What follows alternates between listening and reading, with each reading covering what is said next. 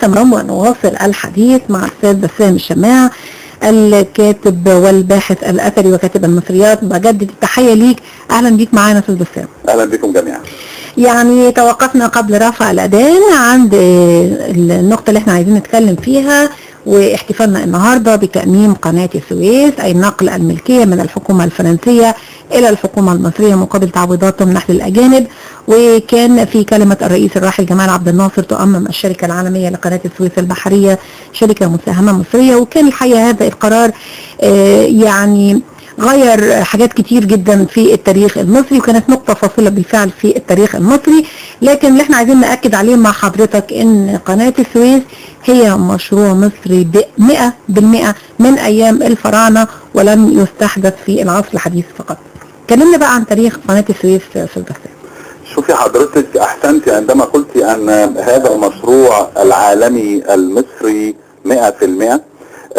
هذا المشروع احسنت لما قلت ان هو غير من التاريخ، وانا هضيف على حضرتك وغير في الجغرافيا كمان، لان هذه المحاولات لربط البحرين ببعض، البحر الاحمر والبحر المتوسط. وبالمناسبة المصري القديم دائما وابدا لما نيجي نتكلم عن القوارب والسفن والملاحة تبص تلاقي الناس بتركز في ان المصري القديم كان شخصية نيلية، اي يتعامل مع نهر النيل. ولكن دعيني اقول للجميع ان ايضا المصري القديم تعامل مع البحار وتعامل مع البحر المتوسط، واطلق عليه الاخضر الكبير. يعني المصري القديم جدك الكبير دوت اللي هو من الاف السنين كان بيسمي البحر المتوسط الاخضر الكبير، وايضا تعامل مع البحر الاحمر. اما بالنسبه فكرة وصل البحرين ببعض فدي ترجع لمحاولات في مصر القديمة عديدة جدا. منها مثلا محاولة في وقت ملك شهير جدا اسمه الملك سنوسرت الثالث.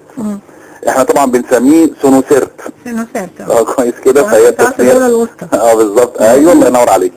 والدولة الوسطى مشهورة بحاجات كتيرة جدا، منها الادب والبلاغة والقصص واللغة القوية والكتابة الهيروغليفية القوية. لو عايزة تذاكري هيروغليفي تبدأي المذاكرة من الهيروغليفي بتاع الدولة الوسطى.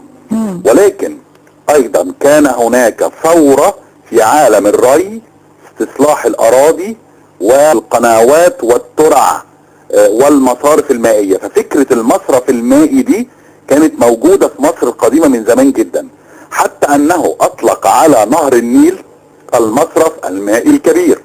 المصرف المائي او النهر او النيل كان اسمه اترو، يعني مصرف مائي او ترعة كان بالهيروغليفي اسمها اترو، والعظيم او الكبير بالهيروغليفي عا. فلما تحطي المصرف المائي الكبير اللي تحطي الكلمتين مع بعض بالهيروغليفي يتنطق اترو عا. فانت تلاقي نفسك دلوقتي كده دلوقتي بتلاقي نفسك تقولي ايه، التروعه او الترعه او الترعه. ممكن جدا ده يبقى الاصل، ربما يكون هذا الخبر خبر صحيح يعني، او المعلومه جديده، بس بدري قوي نقول ان كتير جدا من الكلمات اللي احنا بنستخدمها اصلها فرعوني. لا خدي بقى عندك من ده يا مصريين كتير قوي، ونبقى نعمل لكم مره حلقه عن اصول الكلمات. سوف تنبهروا باللغه اللي حضرتك بتتكلميها في الشارع مع زمايلك وانت ماشيه قد ايه منها مصري قديم. سنوسرت الثالث المحاولة بتاعته عندنا قناة ايام الملك سيتي الاول. ست اي انا ست ده كان رب من الارباب الاسطوريين، واي يعني انا بالهيروغليفي. يبقى انا ست الملك بيسمي نفسه واحد من ضمن التسميات ديت. يعني انت بتتكلمي في حوالي 1310 قبل الميلاد، ودي كانت محاولة شهيرة جدا عملها الملك سيتي الاول. خدي بالك سيتي الاول ده بقى بتاعة العصر الذهبي، او كما يطلق عليه بعض المؤرخين العصر الذهبي، اللي هو بقى الرعامسة. تخش بقى على رمسيس بقى الثاني ورمسيس الاول وسيتي الاول وسيتي الثاني والناس الحلوة دي. بعدها بكام سنة جاء ملك اسمه نخاو، ونخاو ده في حدود 610 قبل الميلاد، وعمل محاولة تانية. وكانت المحاولات دي محاولات نهر النيل بالبحر الاحمر. احنا هنا هو وصلته المصري القديم كانت هتبقى كده، كان هيوصل النيل بالبحر الاحمر، والنيل كده واصل مع البحر على البحر المتوسط. المتوسط. برافو عليك. فهنا قناة نخاو 610 قبل الميلاد، بعديه جاء دارا الاول. دارا الاول طبعا ده او درايس ده الملك الفارسي الشهير، ودارا الثالث، وطبعا دارا الثالث ودارا الثاني وكده، والحروب بتاعت الاسكندر المشهوره. ده في حدود 510 قبل الميلاد.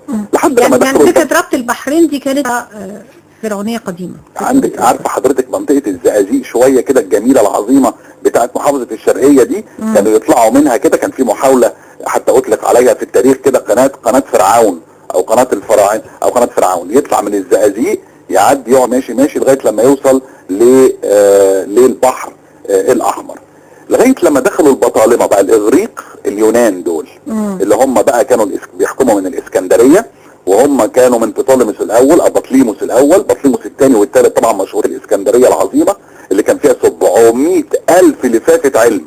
هي بقى دي اللي تشدي فيها الخط من قبل ومن بعد حته الحضاره. في ناس كتير تسالني تقول لما احنا كنا عظماء الحضاره راحت فين؟ الادب بتاعنا راح فين؟ العلم بتاعنا راح فين؟ الحاجات دي كلها ايه اللي حصل؟ مصيرهم كان ايه؟ حريق مكتبه الاسكندريه يا ساده من وجهه نظري المتواضعه هو سبب انحدار الحضاره المصريه القديمه. لان انت اللي ما بيعرفش يغلبك حربيا، اللي ما بيعرفش يغلبك عسكريا، بيغلبك ثقافيا. فالمهم طبعا هم لا غلبوا ولا حاجه الحمد لله. قناه بطليموس اللي هي في 285 قبل الميلاد، وخدي بال حضرتك برضه بطليموس الثاني والثالث فنار الاسكندريه، برضه لها علاقه بالبحر ولها علاقه بالبحريه. لما دخل الاسكندر المقدوني، خدي بالك ان كان قبل البطالمه الاسكندر الاكبر. وخدوا بالكم يا جماعه لما نيجي ناخدوا معلوماتنا من مصادر موثوق بيها، زي يعني النت مثلا. لما تيجي تبصي في الويكيبيديا بيبقى فيه ساعات اخطاء كده شويه. يعني في الويكيبيديا مثلا انا هحذر ان قناه السويس هم حاطين في يعني هم كاتبين عن عهد سيتي وعهد نخاو وكده. طيب نخاو ودار الاول ده ده انت بتتكلم دار الاول ده فرس. فالفرس البطالمه وبعديهم الاسكندر. لا، الاسكندر الاول، ولما مات الاسكندر وهو عنده 32 سنه المملكه بتاعته اتقسمت على الجيش بتوعه، وكانت مصر من نصيب بطليموس الاول اللي هو ساطر المنك. طب دي في حد ذاتها مشكله يا استاذ بسام، كتير جدا من الشباب والجيل الحالي بيلجا على طول الانترنت، ويمكن موقع ويكيبيديا تحديدا لمعرفه اخبار تاريخيه كتير. لما يعني حضرتك بتشكك ان مش كل ما عنديش اي مشكله يا استاذه، ما عنديش اي مشكله ان تاخد من ويكيبيديا في بعض الصور الجميله اللي الكواليتي بتاعها حلو، واخد بالك المعلومات، بس شوف المصدر. ناكد من اكتر من مصدر. شوف المصدر تحت عامل ازاي اولا. الله ينور عليك. انت في ويكيبيديا تملي بيروح عامل لك رقم كده وتبص المصدر تحت. شوف المصدر ده ايه. هيئه الكتاب مثلا هنا عندنا، دار المعارف، الحاجات اللي هي بتاعت الوثائق الدوليه، الوثائق، علماء انت عارف سليم حسن مثلا، العلماء اللي انت عارف عبد العزيز صالح في التاريخ انا بتكلم، دكتور مثلا رجم في قناه السويس وفي الكتب بتاعته الرهيبه في قناه السويس. عايز تتكلم على جغرافيا مصر تبص على جمال حمدان، عايز تتكلم عن الصهاينه وعن اليهود تتكلم عن عبد الوهاب المسيري رحمه الله عليهم جميعا. فادي المصادر القويه. فانا بنصحك انك يبقى عندك مكتبه تحط فيها كتب، ولما تبقى عايز المعلومه سريعه قدامك حالا دلوقتي افتح، مفيش مشكله، بس ارجع تاني لما تشك. زي هنا دلوقتي عندنا مثلا الويكيبيديا حاطط الاسكندر بعد بطليموس، لا الاسكندر الاول وبعد كده البطالمه جم. ثم بقى قناه امير المؤمنين لما كان في ايام دخول الاسلام في مصر سيدنا عمر بن الخطاب وسيدنا عمرو بن العاص ودخلوا، وكانت قناه امير المؤمنين لحد ايه بقى. فينا بقى حته فارقه في التاريخ، لحد لما الخليفه ابو جعفر المنصور قرر ان هو يردم القناه كلها ويسدها من ناحيه السويس. وده كان على حسب المعلومه بقى اللي مذكوره فعلا على الويكيبيديا، حته ان هو كان خايف الامدادات اللي بتيجي من مصر لاهالي مكه والمدينه السائرين ضد الحكم العباسي. يبقى من هنا بقى يجي فكره انت قفلت القناه، وتبدا بقى القناه تعاني من هذا الجدب ومن هذا الاغلاق لحد لما ترجع تاني بقى وتشوف ايام الفرنساويين لما دخلوا. ولكن هنا بقى في نقطه مهمه، الانجليز والفرنساويين بيتخانقوا الاثنين على ارض مصر كويس. ومصر طبعا الوضع الاستراتيجي بتاعها هام جدا، لانها عندها بحرين وعندها نهر اطول من اطول انهار العالم، وعندها كمان بحيرات خدي بالك زي البحيرات المره. وخدوا بالكم يا جماعه ان البحيرات المره كانت قبل قناه السويس. يعني انت وانت ماشي في قناه السويس، لان انا الحقيقه عبرت قناه السويس يا استاذه كتير جدا. ليه؟ لان انا كنت بشتغل مرشد سياحي، وكانت الشركه بتبعتني على المراكب دي اخدها من البحر الاحمر وامشي بيها في قناه السويس واشرح لهم قناه السويس. ولن تتخيلي كم الانبهار اللي بيبقى فيه الاجانب وانا بشرح لهم من الكابتن. وخدي بال حضرتك القمره بتاعه الكابتن بتاع المراكب الاجنبيه ما بيخشهاش اي حد، والميكروفون بتاع الكابتن بيشتغل بنمبر كودي، برقم كودي. ايه؟ لان الميكروفون بتاع الكابتن ده هو اللي معاه الرقم الكودي ده بس، لان مفيش اي حد يتكلم في الميكروفون ده، لان ده الراجل ده لو قال المركب مثلا بيحصل فيها حاجه او لا قدر الله مثلا المركب بتغرق وبتاع، ده في منتهى الخطوره. فالميكروفون ده بيعطى لنا عشان نحاضر عن قناه السويس، وده يديكي اهميه شرح تاريخ وجغرافيا قناه السويس بالنسبه للاجانب. ايه؟ لما نيجي نعدي من عند كوبري السلام بقول لهم تعالوا اتفرجوا على كوبري 70 متر ارتفاع فوق مستوى الميه، فوق قناه هي مصنوعه بايدي البشر وبايدي المصريين العظام اللي للاسف الشديد توفي منهم الاف والاف، وامتزج الجسم الجميل المصري بالبشره السمراء الحلوه مع تراب قناه السويس. فانت بتتكلمي هنا عن الاف البشر اللي راحوا ضحيه من اجدادنا علشان نستمتع بمليارات الدولارات اللي بتخش لنا كاقتصاد منها. لكن الحاجتين اللي بينبهروا منهم غير طبعا انبهارهم الرهيب بالنظام، ودي انا عايز اقولها يا جماعه بجد. انا في تجربتي مع عبور قناه السويس على المراكب، انت عارفه احنا عندنا القناه بتاعتنا من اول ما بيخش من السويس لحد بورسعيد او العكس، الراجل الكابتن الاجنبي بيقعد على الجنب والكابتن المصري هو اللي بيركب.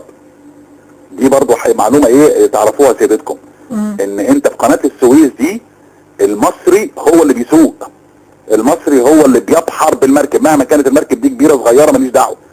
هم الحمد لله رب العالمين ربنا كرمهم ومسبب الاسباب وقادرين بسم الله ما شاء الله. لان شفت راجل كابتن مصري كان معايا في القبرة وانا بشرح، مش عايز اقول لك قاسي، ما هو الكابتن بيقعده على كرسي وبياخد هو المصري هو وبياخد الاوامر. والمصري هو الكابتن المصري، القبطان المصري هو اللي بيلقي باوامره الى العمال في قمرة الكابتن. يعني انا كنت على مركب مثلا، المركب دي حضرتك كانت 17 دور، 17 دور، يعني انا كنت بتعشى في الدور ال17. دي مركب سياحية، فتخيلي انت ماشية في المحيط ولا ماشية في البحر الاحمر ولا داخلة في القناة بمركب 17 دور عليها 5000 سائح و1000 من العمال، لدرجة ان هم مش عايز اقول لك بيدوا للسياح عربيات صغيرة تمشي في المركب لكبرها، يعني تاخدي عربية وتتحركي من مكان لمكان. قادرين نتخيل ونستوعب الوصف الجميل. تبقى انت ماشية في المركب تلاقي واحد بيزمر لك مدينة مدينة جوه المركب. يعني انا القيت محاضرة في المسرح جوه 900 من السياح بيحضروا المحاضرة عن ما مصر. قلتليش اكتر حاجة كانت بتشد السياح ايه يعني؟ الكوبري بتاع السلام. ولما بحكي لهم عن ترعة السلام ان هناك مياه بتجري تحت مياه، والاتنين من صنع الانسان، ربنا سبب الاسباب سبحانه وتعالى. سبحان الله. يعني ترعة السلام بتعدي ببوابات مفتوحة بتعدي تحت قناة السويس، متخيلة؟ فانت عندك نفق الشيخ احمد حمدي العظيم، ودك ترعة السلام. الناس مش مصدقة، واحنا داخلين على بورسعيد فوق بقى، لحد لما توصلي بورسعيد اول تخشي. انا كنت على مركب من المراكب دي استنت ليلتين في بورسعيد، دفعوا الناس قالت لي ان هو المركب دي دفعت 254,000 دولار علشان يقضوا بس المركب تركن لمدة يومين عن يستمتعوا تخيلي دولار امريكي. انا عايزه اقول كمان ترعه السلام كان برضو في ارض سيناء، كان في نهر النيل كان ممتد هناك برضو في زمن الفراعنه. الله عليك الله عليك كده مظبوط. انا عشان بس معانا موضوع تاني يا استاذ بسام، عشان بس وقتنا ما ياخدناش. احنا كده اتكلمنا